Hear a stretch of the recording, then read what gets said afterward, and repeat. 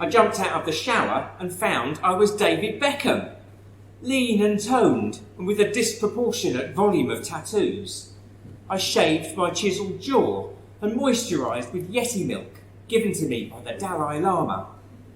I dropped to the floor to do 50 one-handed press-ups with my right arm and 30 one-fingered press-ups with my left.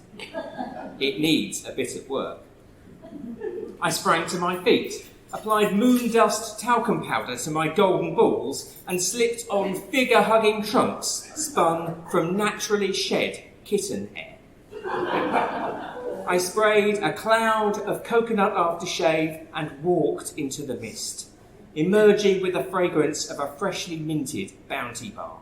My perfectly arranged hair was slick from the oil of crushed hemp seeds, and catching a glimpse of myself in the mirror, I had to admit, I looked amazing.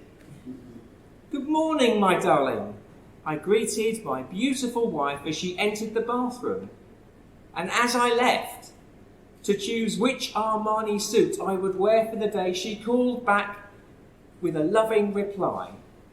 "Oh, for Christ's sake, Dave, you've left a skiddy in the toilet again." Another day in paradise. Welcome to my world. I used to be a bit of a looker, a bit of a catch. Dave the Rave, they used to call me. And it was at a rave that Vix and I first met. I was about as thin as a pencil on account of the constant movement, the lager and chips diet, and the acid. I could really move then, throwing shapes, body popping, even the occasional backflip. And I was showing off at 4 a.m. in a field near Winchester. It was a toasty night in July with about 1,000 of us having it large. A small police presence, having it on overtime, and some geeky blokes with boards making crop circles for the believers. Vix was really moving too, all short skirt and attitude. I'd clocked her, and I know she'd clocked me as I ran my hand up and down my washboard stomach in what my granddad would have said was skiffle rather than superstar DJ. I thought, I'm going to do the backflip and Vix is going to love it and we're going to get it on, probably in the woods behind the sound system. And I tried, but I slipped on the dew when jumping into the air and landed firmly on my back, winded and crestfallen and worried I would never stand again. Vix laughed at me, and it was her making me laugh that won her over. It was a lot of years ago now. I'm now as thick as an oak tree on account of the intervening years and the beer and pie diet I favour.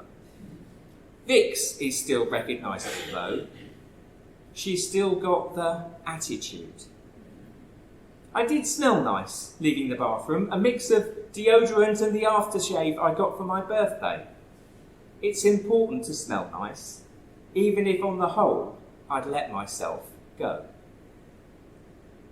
After breakfast, I found I was Alan, Lord Sugar. The Bentley, I thought, a suitable choice for the head of a business empire. The chauffeur opened the door and I voice-dialed my iPhone 19 to speak to my executive assistant so I might determine the order and purpose of the many business meetings of the day. Right, I said, then right again. I wasn't giving the chauffeur directions. I was confirming that my planet-sized brain did not need telling twice. I understood the significance of the government delegation visiting later in the day, and I knew the papal address would provide spiritual clarity and bring the economic challenges of the poor to the forefront of my mind. Those extraordinary interactions interspersed with logistics issues, supply issues, workforce issues, all in a day's work for a business mogul, an icon, a lord of the realm, and a modest one at that. I'm a mechanic. No, that's not right. I run my own business, a garage doing MOTs and repairs, and it's doing okay. It's still open despite COVID, and it keeps my head above water, and it keeps 3 blokes with families in work too. All right, Cass, I said to the office manager that keeps all the admin in check. "Morning, Dave," she said, which was fine.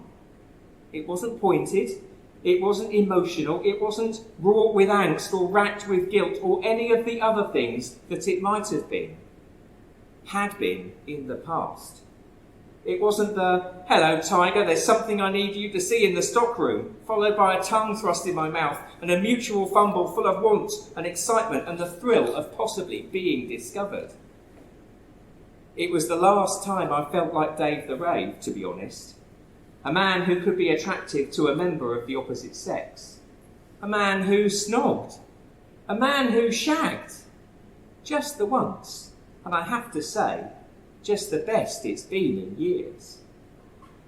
A man who didn't sleep for 3 weeks, wondering what to do after an early evening of drunken sex with someone who had been encouraging, understanding and interested, rather than resigned, disappointed and intolerant of the feckless shit I had become. I'm married with kids. Cass is married with kids, and rather than continuing the clandestine liaisons in the stock cupboard, we decided to call a halt and be better people than on the 21st of December 2019, when 2 years of mutual attraction were consummated.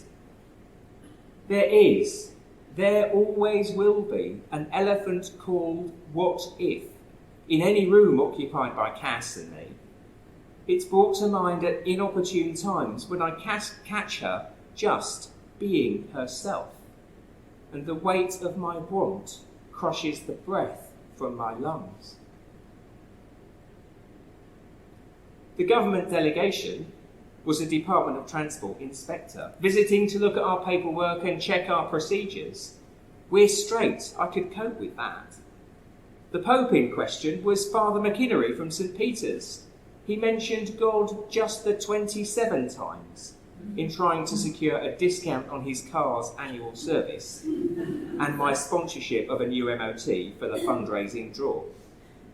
Guilt-tripping me worked every time as he mentioned the orphans of Bristol and Botswana that were looked after by the church. I'm proud to keep the business going, and I like the oily rags side of it to this day. But it feels bigger than that on a good day, and every once in a couple of months I feel important for a few minutes. Not a failure. That's nice, while it lasts. I returned home to find I was Jamie Oliver. "It's all right, Jules, I've got it. You have a couple of Pinots and let me make the magic happen."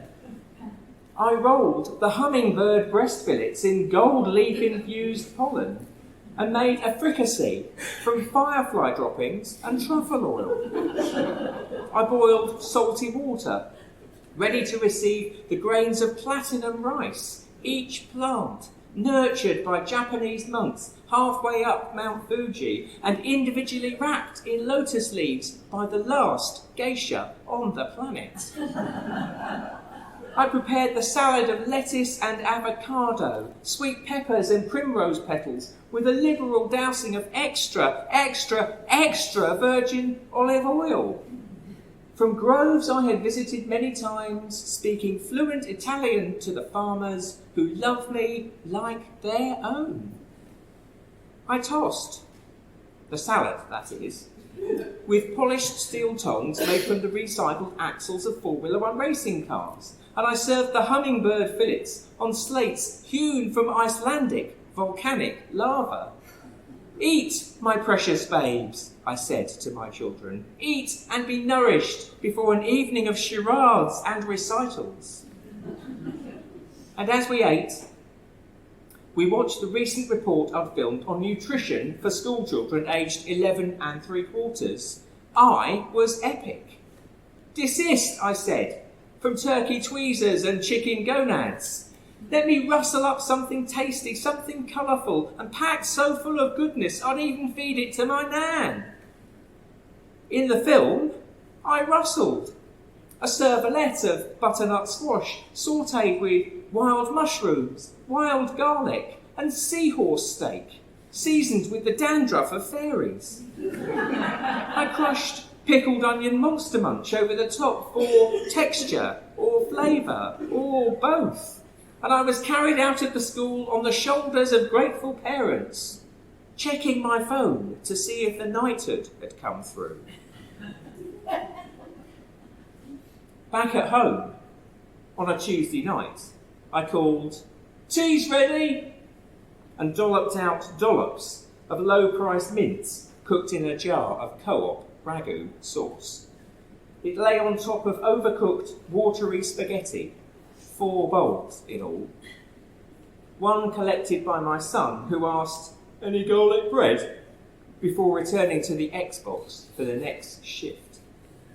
One collected by my daughter, who took it to her room to eat half of the mince and just 3 strands of the pasta, in case it made her unattractive, or heavy, or visible to the naked eye.